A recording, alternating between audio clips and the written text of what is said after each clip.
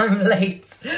I was trying to get my internet sorted because it's been an absolute monsoon of a rain day here in Glasgow and it seems to have affected the internet. But we're here. Hello. How is everyone? I have a beer. I have my book. And ready to chat. So, what did you all think? I was reading through some of the comments on the page. And first of all, I want to preface this with, I'm reading these books along with you, and I often just choose books. Sometimes I'll go into my local, I haven't been in my local bookstore in a while, but this one I picked before all of this happened, and it was just browsing in my local bookstore and I saw it, and so I don't always know what it's going to be like, and it's in a very weird way sort of a companion piece to There's Something Wrong with Fleischman. I don't know what it is about why these kind of middle-aged people marching to the demise of their lives and marriages and sense of self. But hey, that's what happened. But I will say, so it says hilariously entertaining on the cover of this. And even though I loved this book, I didn't find it particularly hilarious. I find it really moving. I find it very sad, sometimes quite depressing. But I don't know that I would necessarily call it hilarious. It's really quite depressing in parts. And maybe it's just also this time and everything that's going on in the world.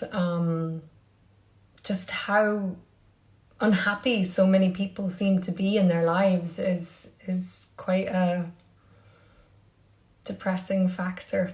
Hold on, I'm going to see. The lack of communication in both these relationships is very interesting. What were your thoughts? I was depressed by some of the subject matter. Yeah, I mean, I think this is a recurring theme in everything. I think this is just a flaw with the human condition, is that we are not able to verbalize how we feel and what our needs are, especially the people that are closest to us. And, I think that's why sometimes Melissa found it so much easier to talk to Damien, because he wasn't Michael. And she thinks that maybe there's a connection there. But and I loved this whole idea of like, sometimes there's people you should not touch. That sometimes you can have these connections with people, and sometimes sex just makes it so much more complicated. And this idea that there can be these great friendships that have nothing to do with sex and should never have anything to do with sex. It's such an important thing for us to remember. It's that you don't ruin things sometimes by crossing this line, Not hilarious, very depressing and true to life, Lucas the cat. Yeah. I don't know. It's a funny thing. I did find it a little bit of a slow starter. It took me a little while to sort of find the rhythm or find the pace. One of the first things that I loved about it, though, was just all the cultural references and the music. And by the way, I've made almost every artist that's been mentioned in this book. I've made a playlist on my Spotify that you should all go check out, because the music in this book is so beautiful. And I posted a picture of Chris Afili, and an artist that I really love, and just so much of the stuff about London. I've lived in London twice in my life, both for quite short times, and so I still think I have this not quite intimate knowledge with London, and I still have a bit of an unsolved love affair, an unfinished love affair with it. And all just the kind of details and the descriptions of London, really, especially when basically I've seen the inside of this apartment for 3 months. it was nice to take that little mental journey and vacation. Let's see what some other people are saying. Everyone's saying, yes, not hilarious. I know, it's not funny. Or I just thought maybe I was missing out on the humor. I mean, there's moments where you're like, oh, that's really funny or sweet. But in general, not at all.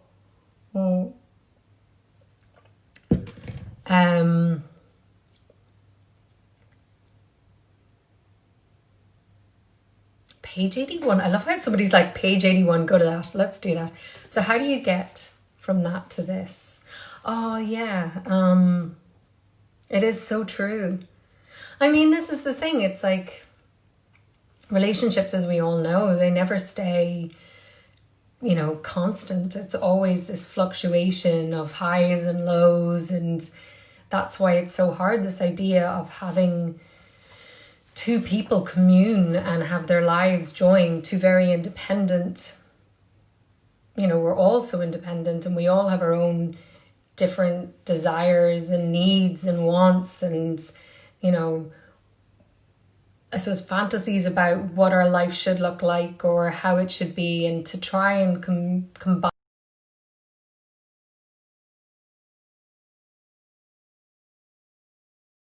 that with another person, and not, because there's always things that you have to let go of, right? I mean, if you were just the master of your own destiny, you would do whatever you want, when you want, at any moment you want. But when you, oh my God, there's a tiny little fly has gone into my beer. That is so gross. But it's not going to spoil my beer because it's just a little fly. But yeah, it's just like, I think that's what also the richness of her ability to describe that, right? To be able to get into Melissa's head. I mean, I think Melissa and Michael for me were the relationship that obviously she explores with much more depth, and I think she captured that relationship much clearer. I think Stephanie and Damien for me were a little bit less explored, at least Stephanie. You know, I feel like she sort of described Stephanie as a very clear person, but no one's kind of that one thing. So I sort of, I don't know, I loved the kind of way that she was able to sort of take Melissa's point of view and then Michael's point of view and see these two things and realize that really they're just two people who are looking for understanding and appreciation and wanting to be seen.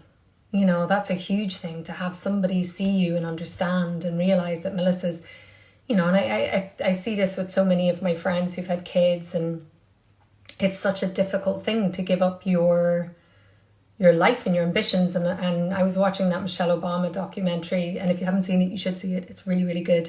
And she talks about that, you know, this thing of being a highly accomplished person, have worked so hard, have done all of these things, and then you have to give it all up for a moment or take a back seat. And I think that that's a real struggle for a lot of people. And I you know, I loved her descriptions of that with Melissa.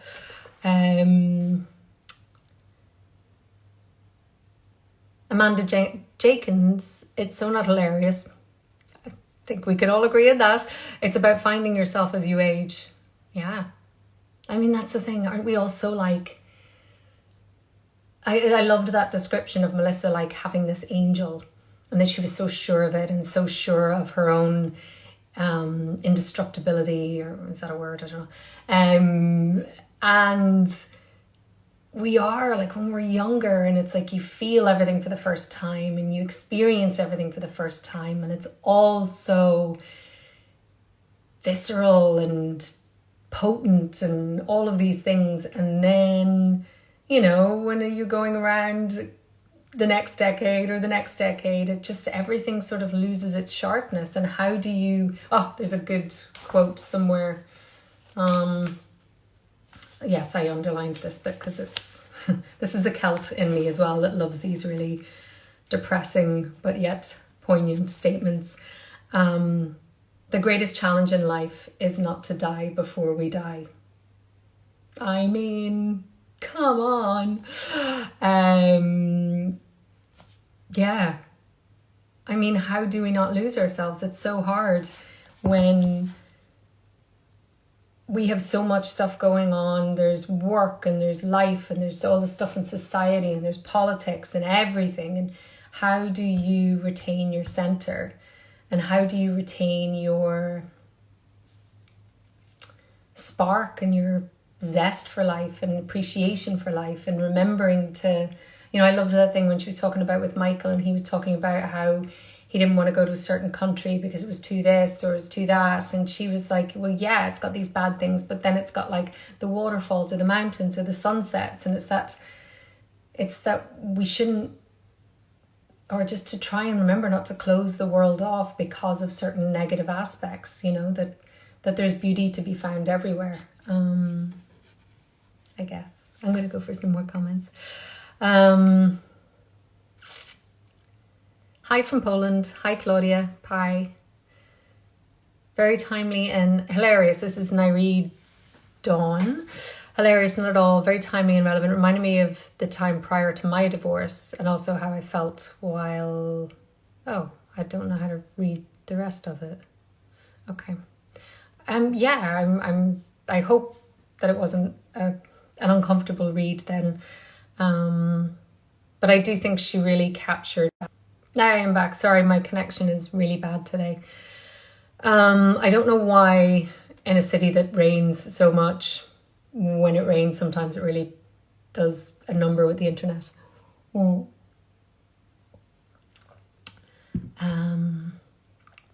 Okay.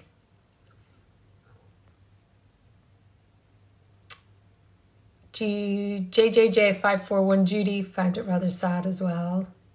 I agree.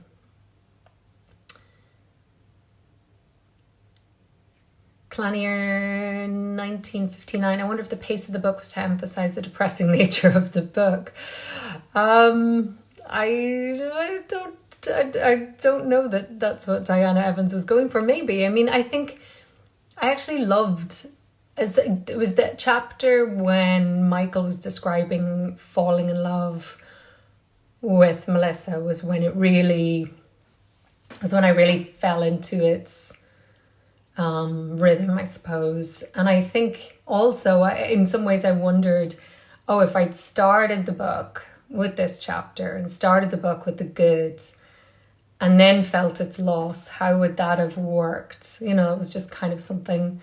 just in terms of how the plot or the timeline was laid out. Sometimes I think if you've lost something that you don't know what it was, when you go back, it was like, it wasn't until I really realized how special their love had been and how deeply he'd loved her and how he was so just blown away by her, that then it made it so much more tragic. Because I think unless you know what you've lost, it doesn't really have so much of an impact. So I think the book really came alive for me then, because I was like, oh, right, okay, so this is what we're dealing with. This is the kind of thing we're losing.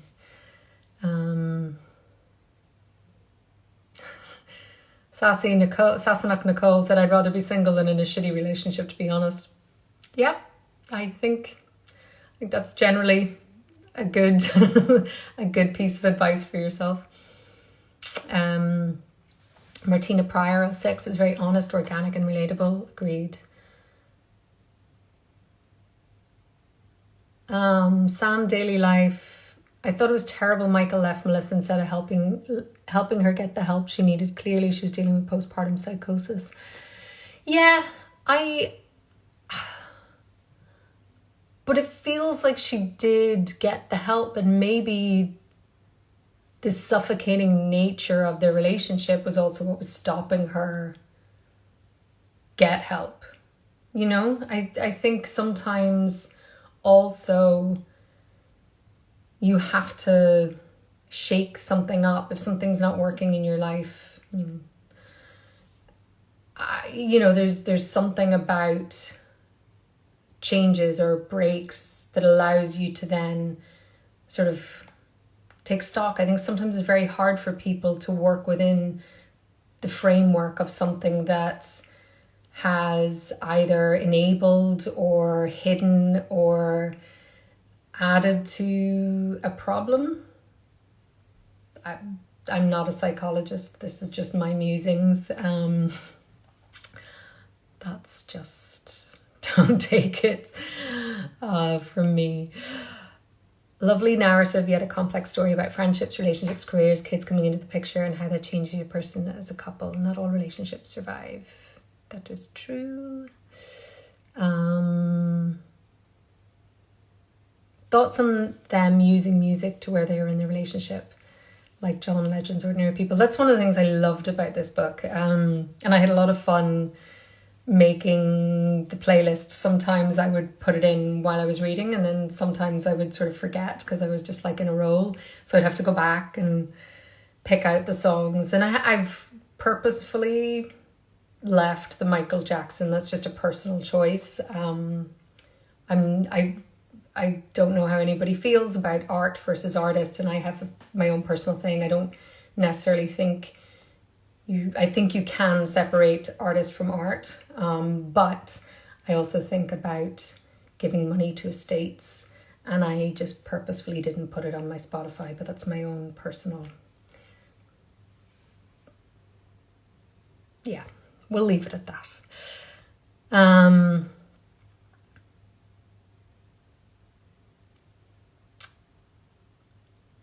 I think we're afraid of hurting the ones closest to us. Maybe why we don't or can't talk to those closest to us. Yeah, but I think, it's that thing of sometimes we fear hurting someone so much that we avoid the micro cuts, right? Instead of hurting them a little, that we try and avoid those little cuts so much that it just builds up, and that eventually one day you just slash out and then you've severed an arm. But I do think we end up hurting the people that we love the most, because it's inevitable. I mean, we get so much into each other's shit, and it's so entangled and messy, and you would never, I mean, I would never reveal my anger the way I sometimes might do with anyone other than the person that I'm most in love with and intimate with,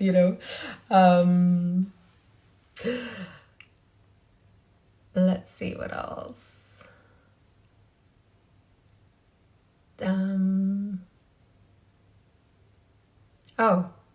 Somebody was trying to tell me how to use this thing. You can use the question mark down the bottom to see if there's more questions.